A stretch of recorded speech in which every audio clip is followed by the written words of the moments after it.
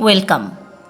Study সেন্টারের পক্ষ থেকে আরও একটি খুব খুব খুব গুরুত্বপূর্ণ ক্লাসে আমার সমস্ত বন্ধুদেরকে ওয়েলকাম জানাই। আজকের ক্লাস আমার বিএড বন্ধুদের জন্য, যারা সেমিস্টার 3-তে আছেন। আপাতত সেমিস্টার 3-র অন্তর্গত যারা আছেন তারা, এবং যারা যারা লার্নিং ডিজাইন, যে সেমিস্টার 3-র মূলত লার্নিং ডিজাইন হচ্ছে সেমিস্টার 3-তে সবথেকে গুরুত্বপূর্ণ একটা বিষয়। আমার সমস্ত বিএড বন্ধুরা জানেন, আপনারা যারা সেমিস্টার 3-তে আছেন তারা সবাই জানেন যে সেমিস্টার 3-তে লার্নিং ডিজাইনের যে খাতাটা হয় সেটা কিভাবে বানাতে হয়। আজ আমি সেই বিষয়ে নিয়ে স্টেপ বাই স্টেপ আলোচনা করব। আপনারা কিভাবে খাতাটা বানাবেন স্টেপ বাই স্টেপ। অনেকের কিন্তু সংশয় থেকে যায়, যারা হয়তো ঠিক সময়ে কলেজে যেতে পারেননি, হয়তো কলেজ থেকে সব কিছু প্রোভাইড করে দিয়েছে অথচ আপনি পাননি। তো তার সেই বন্ধুদের জন্য আমি সাহায্য অবশ্যই করব। যারা হয়তো পড়াশোনার পাশাপাশি কিছু কাজকর্মও করেন, ফলে হয়তো কলেজ যাওয়া কোনো কারণে হয়ে ওঠেনি, কিন্তু তাতে কোনো অসুবিধে নেই। আপনি কিন্তু আমার এই ক্লাসটা দেখলে আপনি কিন্তু লার্নিং ডিজাইনের খাতা খুব ভালোভাবে সাজিয়ে নিতে পারবেন, বা সাজানো অর্থে আমি বলতে চাইছি ভালোভাবে যে যে ইনফরমেশান দিতে হয় সেই ইনফরমেশান দিয়ে আপনি কিন্তু খাতাটা আপনার কমপ্লিট করে ফেলতে পারবেন। ভিডিওটা স্কিপ না করে শেষ অবধি দেখুন। আমি কিন্তু প্রত্যেকটা কথা এখানে কিন্তু খুব ইম্পর্ট্যান্ট থাকবে, তার কারণ হচ্ছে প্রত্যেকটা কথাই লার্নিং ডিজাইন সম্পর্কিত সমস্ত কথা কিন্তু আমি আজ বলবো।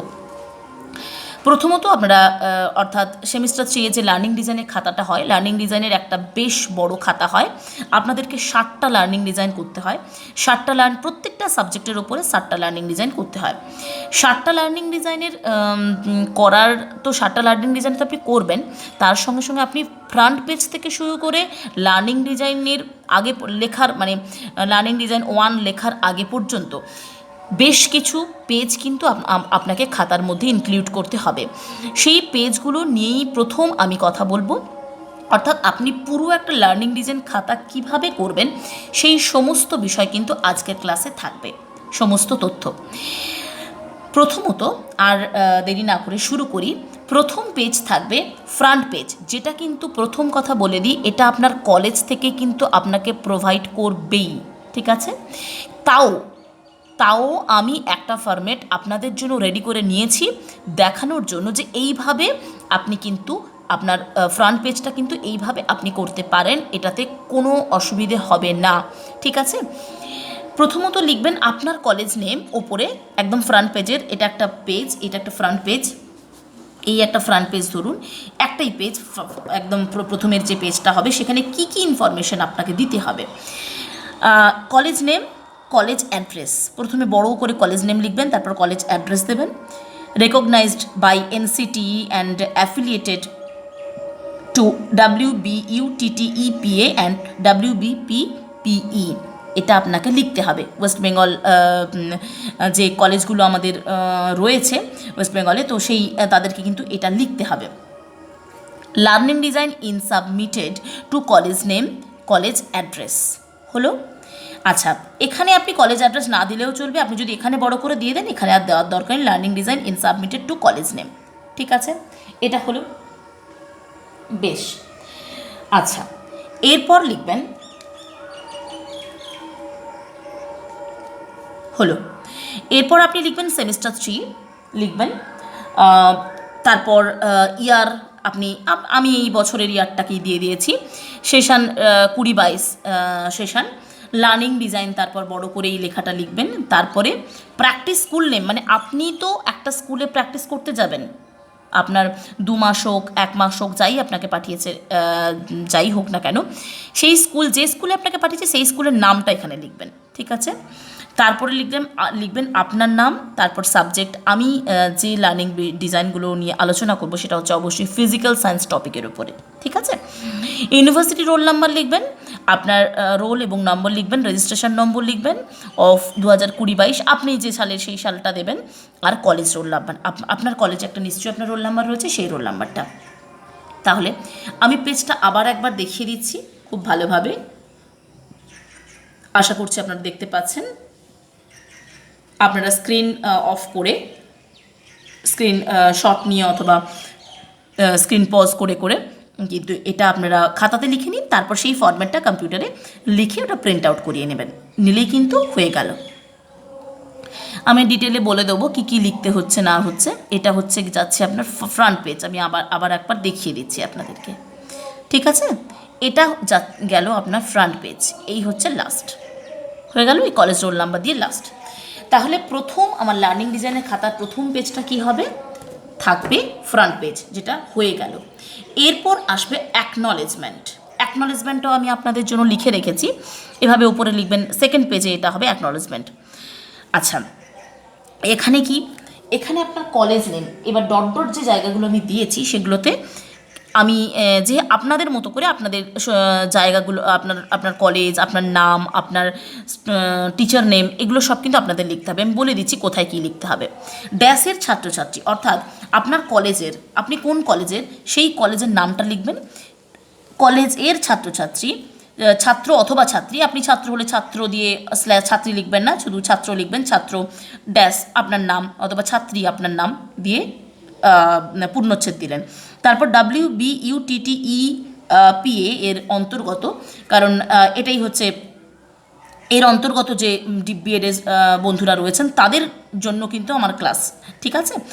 WBUTTEPA এর অন্তর্গত B.ED কোর্সের সেমিস্টার 3 এর অন্তর্গত লার্নিং ডিজাইনের জন্য আমরা ড্যাশজন, মানে আপনারা কতজন ছাত্রছাত্রীরা আপনারা যে স্কুলে গেছেন তো কতজন সেই সংখ্যাটা দেবেন। আপনি 5 জন গেছেন কি 6 জন গেছেন কি 2 জন গেছেন কি 3 জন গেছেন, সেই এতজন ছাত্রছাত্রী। ড্যাশ হাই স্কুল মানে আপনি যে স্কুলে পড়াতে গেছেন, প্র্যাকটিস টিচিং করতে গেছেন, সেই হাই স্কুলের নাম, বিদ্যালয়ে গিয়েছিলাম। এই কাজ সম্পন্ন করার জন্য আমি আমাদের কলেজের অধ্যক্ষ, আপনাদের কলেজের যে প্রিন্সিপাল স্যার বা ম্যাম, যার নামই হোক না কেন, তাকে কৃতজ্ঞতা জানাই। হলো, আমি ড্যাশ ড্যাশ দিয়ে দিচ্ছি, আপনারা সেই নামটা লিখে দেবেন জাস্ট। এই কাজের জন্য আমাদের মেন্টর অধ্যাপক মহাশয়, মেন্টর মানে কি আপনাকে বলে দিই, আপনি যে কলেজে গেছেন, সেই যে স্কুলে গেছেন পড়াতে, সেই আপনার একটা দল, অন্য স্কুলে যে গেছে তাদের একটা দল, এরকম অনেকগুলো দল হবে, 10-12টা মিনিমাম দল হবে স্টুডেন্ট ওয়াইজ, স্টুডেন্ট অনুযায়ী স্কুলে কলেজে এতগুলো অনেকগুলো দল হবে।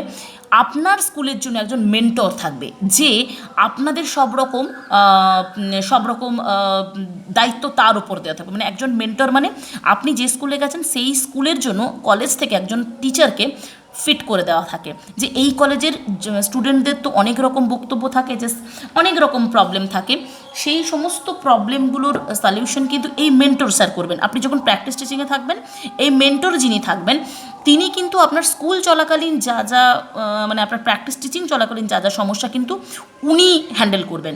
তো সেইভাবে কলেজ থেকে কিন্তু এরকম একজন মেন্টরকে ঠিক করে দেওয়া হয় প্রত্যেক স্কুলের জন্য, ঠিক আছে? তাকেই মেন্টর বলছি। তাকে আমাদের ভীষণভাবে সাহায্য করেছেন, তাই তাকে আন্তরিক কৃতজ্ঞতা জানাই। এটা হলো।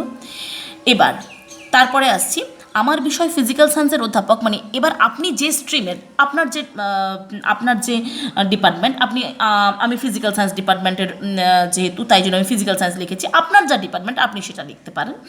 ফিজিক্যাল সায়েন্স ডিপার্টমেন্টের লিখেছি, ফিজিক্যাল সায়েন্সের অধ্যাপক, আপনার ডিপার্টমেন্টের একজন নিশ্চয়ই অধ্যাপক থাকবেন, যিনি আপনাদের বিশেষত সেমিস্টার 3টা কিন্তু পুরোপুরি আপনার সাবজেক্ট ডিপেন্ডেন্ট। মানে আমি বলতে চাই ফার্স্ট সেমিস্টার, সেকেন্ড সেমিস্টার কিন্তু সব অধ্যাপকদের কাছে আপনাকে পড়তে হবে, কিন্তু অনলি থার্ড সেমিস্টারে কিন্তু অন্য কোনো অধ্যাপকের কাছে আপনাকে পড়তে হবে না। শুধুমাত্র আপনার ডিপার্টমেন্টের, আপনার সাবজেক্ট যে স্যার আছেন ফিজিক্যাল সায়েন্সের, যিনি আপনাকে কলেজে গাইড করেন ফিজিক্যাল সায়েন্সের ওই থার্ড সেমিস্টারে, যিনি আপনার ক্লাস নেন, আপনার যে সাবজেক্ট সেই সাবজেক্টের ক্লাস থার্ড সেমিস্টারে এসে যিনি নেবেন, তিনিই হচ্ছে আপনার ফিজিক্যাল সায়েন্সের অধ্যাপক, তিনি হচ্ছেন আপনার সাবজেক্টের অধ্যাপক থার্ড সেমিস্টারে যিনি নেবেন।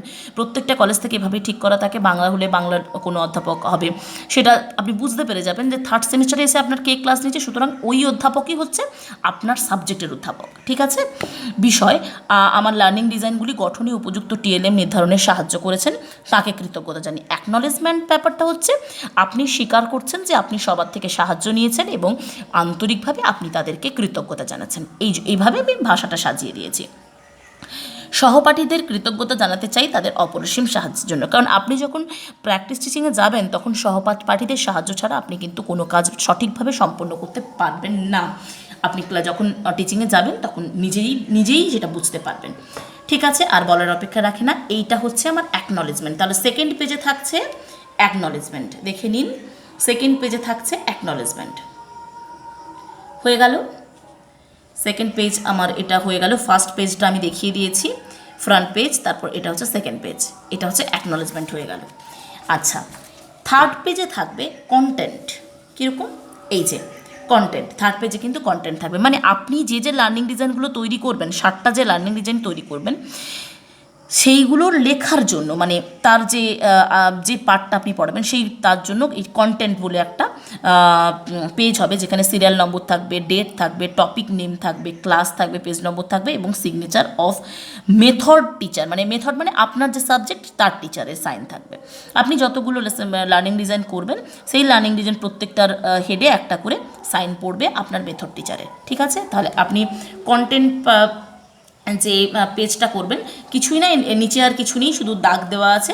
আপনি ওপরের যে এই হেডিংটা এইভাবে কিন্তু লেখাটা হবে, আর এরপরে এগুলো কিন্তু আপনি যে টপিকগুলো লার্নিং ডিজাইন করবেন সেই টপিকগুলো লিখবেন। ঠিক আছে, আর এগুলো সিরিয়াল নম্বর, এটা ডেট, এটা বলার অপেক্ষা। ডেটটা কী হবে? আপনি যেদিন থেকে ওই টিচিং দিতে গিয়েছিলেন সেই অনুযায়ী কিন্তু ম্যাক্স টু ম্যাক্স ডেটগুলো আপনি দেবেন। এখানে কিন্তু গুরুত্বপূর্ণভাবে বলে দিচ্ছি, একটু মাথায় রেখে দিন যে টপিকগুলো আপনি এখানে সিলেক্ট করছেন সেই টপিকগুলো আপনি স্কুলে পড়িয়েছেন কি পড়াননি, সেটার ক্ষেত্রে কিন্তু খুব বেশি দেখা হয় না, যদিও খুব বেশি এদিক ওদিক করবেন না, দেখা খুব কম দেখা হয়। কিন্তু আপনি ডেটগুলো কিন্তু ওই যেদিন থেকে আপনি টিচিংয়ে গেছেন সেই ডেটগুলো থেকে কিন্তু আপনার এই ফার্স্ট সেকেন্ড থার্ড করে কিন্তু লার্নিং ডিজাইনগুলো সাজাতে হবে। সেই ডেট থেকে যতগুলো ডেট আপনাকে স্কুল থেকে পাঠানো হয়েছে টিচিংয়ে, কলেজ থেকে পাঠানো হয়েছে টিচিংয়ের জন্য, সেই ডেটগুলোই কিন্তু এখানে পড়বে, অন্য কোনো ডেট এখানে দেওয়া যাবে না। ওই আপনার 1 মাস কি 2 মাস পিরিয়ডে যে ডেটগুলো থাকবে সেই ডেটে কিন্তু ডেটগুলো দিয়ে কিন্তু আপনার লার্নিং ডিজাইনে এখানে এগুলো লিখতে হবে। হলো, তাহলে কন্টেন্ট পেজ চলে গেল। আচ্ছা, এরপরে আপনি দেবেন এই একটা পেজ যেখানে বড় করে লেখা থাকবে লার্নিং ডিজাইন করে, আর পেজের মধ্যে কিচ্ছু থাকবে না। আমি এটা এমনি নর্মাল ব্ল্যাক অ্যান্ড হোয়াইটে করেছি, আপনারা এটা কালারফুলও করতে পারেন। লেখাটা হয়েছে, এই গেল লার্নিং ডিজাইন। তাহলে এটা কত নম্বর পেজ আমার চলে গেল? এটা গেল হচ্ছে 5 নম্বর, ফ্রন্ট পেজ গেছে। আচ্ছা, আর একটা বিষয় একটু বলে দিই, অ্যাকনলেজমেন্টের আগে সেকেন্ড পেজে একটুখানি বলে দিচ্ছি, সেকেন্ড পেজে স্কুল সার্টিফিকেট বলে একটা বিষয় আসবে, আমি একটুখানি ওটা মিস করে গেছি, দুঃখিত তার জন্য। আমি সেকেন্ড পেজে অ্যাকনলেজমেন্ট বলে ফেলেছি, কিন্তু সেকেন্ড পেজে কিন্তু থাকবে একটা বিষয়, সেটা হচ্ছে স্কুল সার্টিফিকেট। সেটা কি জিনিস একটু বলে দিই। আপনি যে টিচিংয়ে যাবেন 1 মাস কি 2 মাস, ওই তারপরে আসার সময়, স্কুল থেকে আসার সময় আপনি আপনার স্কুলের হেড টিচারকে দিয়ে, যেখানে আপনি পড়াতে গেছেন সেই হেড টিচারকে দিয়ে, ওনাকে দিয়ে একটা সার্টিফিকেট আপনি লিখিয়ে নেবেন। সেখানে কি থাকবে? তিনি লিখে দেবেন যে আপনারা এই কয়েকজন, মানে নাম আপনাদের থাকবে যতজন গেছেন, এই কয়েকজন ওনার কলেজে বা ভালোভাবে ক্লাস করেছেন, বা উনি সার্টিফাইড করছেন যে আপনারা ওনার স্কুলে গেছেন এবং ক্লাস করেছেন এত তারিখ থেকে এত তারিখ পর্যন্ত। বোঝা গেছে? শুধু এইটুকুই লেখা থাকবে যে মানে উনি লিখবেন যে আমি সার্টিফাইড করে দিচ্ছি যে ওনারা এত তারিখ থেকে এত তারিখ পর্যন্ত আমার স্কুলে এই কয়েকজন শিক্ষক অথবা শিক্ষিকারা আমার স্কুলে প্র্যাকটিস টিচিং করেছেন, শুধু দিয়ে স্কুলের হেড স্যারের সিগনেচার এবং স্ট্যাম্প সিল থাকবে। ঠিক আছে, এটাই হচ্ছে ওই আপনার স্কুল সার্টিফিকেট যেটা। তাহলে সে স্কুল সার্টিফিকেট কোথায় দেবেন? ফ্রন্ট পেজে জাস্ট পরে, সেকেন্ড পেজে থাকবে, থার্ড পেজে অ্যাকনলেজমেন্ট, ফোর্থ পেজে কন্টেন্ট, 5th নম্বর পেজে লার্নিং ডিজাইন বলে বড় লেখাটা যেটা দেখালাম ওইটা, 6th নাম্বার পেজে আসবে ইন্ট্রোডাকশন। ঠিক আছে, ইন্ট্রোডাকশানে কী হবে দেখুন, আমি দেখিয়ে দিচ্ছি, এইটুকুই ইন্ট্রোডাকশন। ঠিক আছে, শিক্ষার্থীরা প্রত্যাশিত শিখন সামর্থ্য অর্জনের জন্য যেসব কার্যাবলী সম্পাদন করে থাকে তার বিবৃতি হলো শিখন নকশা। ঠিক আছে, আমি একবার পড়ে দিচ্ছি। শিক্ষণ নকশা শিক্ষণ ও শিক্ষণ কার্যাবলীর সমন্বয়ে একটি পূর্ণ কাঠামো গড়ে তোলার চেষ্টা করে এবং আবিষ্কার করার চেষ্টা করে কিভাবে এই কাঠামোকে শিক্ষক শিক্ষিকাদের মধ্যে নতুন শিক্ষাতত্ত্ব, শিক্ষা পদ্ধতি প্রভৃতি সম্বন্ধীয় জ্ঞান আদান প্রদান ও নতুন পদ্ধতির সঙ্গে শিক্ষক শিক্ষিকাদের অভিযোজনের ক্ষেত্রে কাজে লাগানো যেতে পারে। এইটা হচ্ছে আপনার ইন্ট্রোডাকশন যে পেজটা করবেন, এটা হচ্ছে 6 নম্বর পেজ। আবারও আমি ক্লিয়ার করে দিচ্ছি, এটা 6 নম্বর পেজ হবে। এই হচ্ছে ইন্ট্রোডাকশানে কিন্তু আপনি এটা পজ করে লিখে নিতে পারেন, এটুকু লিখলেই যথেষ্ট। ইন্ট্রোডাকশান হলো, ইন্ট্রোডাকশানের পরে থাকবে ক্যারেক্টারিস্টিক্স অফ লার্নিং ডিজাইন। ইন্ট্রোডাকশনের পরে কি থাকছে? Characteristics of learning design. আমি পেজটা দেখিয়ে দিচ্ছি, এটা আর পড়ছি না, পেজটা দেখাচ্ছি আস্তে আস্তে করে। আপনারা পজ করে এটা অথবা স্ক্রিনশট নিয়ে লিখে নিতে পারেন, পজ করে দেখে লিখে নিতে পারেন। ঠিক আছে, এই প্রক্রিয়া ও প্রক্রিয়ার ফল, শিল্প ও বিজ্ঞানের সংমিশ্রণ, এই যে শিক্ষণ ও শিক্ষার্থী কেন্দ্রিক, তারপর এই যে দেখুন দলগত ক্রিয়া, এগুলো একটা পয়েন্ট। আমি এমনি নর্মাল পেনে লিখেছি, আপনারা এটা কালারফুল করতে পারেন। এগুলো হচ্ছে পয়েন্ট। পরিবর্তনশীল প্রক্রিয়া, ঠিক আছে, এই যে সামগ্রিক, তারপরে আসছে সামগ্রিক ধারণা। এইটা হচ্ছে ক্যারেক্টারিস্টিক্স অফ লার্নিং ডিজাইন। এতগুলো ক্যারেক্টারিস্টিক্স অফ লার্নিং ডিজাইন কিন্তু আপনাকে লিখতে হবে। আমি আবার পেজটা একবার রিপিট করে দিচ্ছি পেজটা, দেখুন। ক্যারেক্টারিস্টিক্স অফ লার্নিং ডিজাইন, এই যে প্রক্রিয়া ও প্রক্রিয়ার ফল, তারপর শিল্প ও বিজ্ঞানের সংমিশ্রণ, এগুলো প্রত্যেকটা পয়েন্ট ছিল। আপনি এগুলো কালারফুল পেন দিয়েও লিখতে পারেন পয়েন্টগুলো। ঠিক আছে, আপনি পজ করে একটু লেখাগুলো লিখে নিন। তবে হ্যাঁ, আমি কিন্তু কোনো পিডিএফ দেবো না, আমি খুব ক্লিয়ারলি কিন্তু স্ক্রিনে দেখা যাচ্ছে, আপনারা কিন্তু স্ক্রিন থেকেই আপনাদেরকে লিখতে হবে। আমি ডিটেল যা দেবো, এরপর লার্নিং ডিজাইন দেবো, সেগুলোও কিন্তু আপনাকে স্ক্রিন থেকেই লিখে নিতে হবে। সমস্ত লার্নিং ডিজাইন ডিটেলে দিয়ে দেবো, আপনাদের কোনো চেঞ্জ করতে হবে না, আমি ডিটেলে দিয়ে দেবো, সেগুলো কিন্তু আপনাদেরকে স্ক্রিন থেকেই লিখতে হবে। হয়ে গেল ক্যারেক্টারিস্টিক্স অফ লার্নিং ডিজাইন, হয়ে গেল। এটা কত নম্বর পেজ হলো? 7 নম্বর পেজ হলো। ঠিক আছে, এবার থাকছে স্টেপস অফ লার্নিং ডিজাইন। ঠিক আছে, এই পেজটা দেখে নিন, স্টেপস অফ লার্নিং ডিজাইন, এটাও কিন্তু লিখতে হবে আপনাকে। দেখুন, এই অবধি লাস্ট আছে স্টেপস অফ লার্নিং ডিজাইন, এগুলো কিন্তু আপনাকে লিখতে হবে। স্টেপস অফ লার্নিং ডিজাইন হয়ে গেলেই 9 নম্বর পেজ থেকে শুরু হবে লার্নিং ডিজাইন 1, 2, 3, 4, যেগুলো আপনি লার্নিং ডিজাইন করবেন। এর পরের ক্লাস থেকে আমি লার্নিং ডিজাইন 1 থেকে দেওয়া শুরু করব, সেগুলো আপনারা আমার সঙ্গে থাকলে অবশ্যই দেখতে পাবেন। খুব ভালো করে, আপনাদের কোনো চেঞ্জ করতে হবে না, শুধু স্ক্রিন থেকে নিজেদের খাতায় ডিরেক্ট লিখে নিতে হবে। ঠিক আছে, তাহলে স্টেপস অফ লার্নিং ডিজাইন, এই হচ্ছে খাতা সাজানোর শেষ পেজ ছিল, এরপরে লার্নিং ডিজাইন শুরু হয়ে যাচ্ছে। তাহলে বন্ধুরা, এর পরের দিন থেকে বা এর পরের জাস্ট ক্লাসটা থেকে আমি কিন্তু ফিজিক্যাল সায়েন্স বিষয়ের ওপরে কিন্তু লার্নিং ডিজাইন দেব। আমি আবার বলে দিলাম, ফিজিক্যাল সায়েন্সের ওপরে অবশ্যই লার্নিং ডিজাইন দেব আমি। তো আপনারা সঙ্গে থাকলে আমি প্রচুর পরপর লার্নিং ডিজাইনের ক্লাস দেব। মিনিমাম মোটামুটি 25-30টা আমি পরপর প্রত্যেক ডেতে আমি লার্নিং ডিজাইন অবশ্যই দেব। আপনারা আমার সঙ্গে থাকুন, অবশ্যই ক্লাস দেখতে থাকুন। যদি অসুবিধে হয় তাও জানাবেন, আর অবশ্যই আমার সঙ্গে একটু কমেন্টের মাধ্যমে আমার সঙ্গে অ্যাটাচ থাকার চেষ্টা করুন, তাতে আমারও বুঝতে সুবিধা হয় আপনারা কী নিতে চাই বা কী কোন টপিক চাইছেন, বা আপনারা কী ধরনের টপিক আমাদের কাছ থেকে আশা করছেন, এই বিষয়গুলো আমরা জানতে সুবিধে হয়। তো অবশ্যই এরপর থেকে পার ডে কিন্তু আমাদের ফিজিক্যাল সায়েন্স টপিকের উপরে লার্নিং ডিজাইন থাকবে।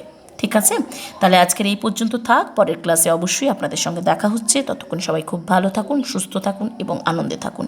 টাটা।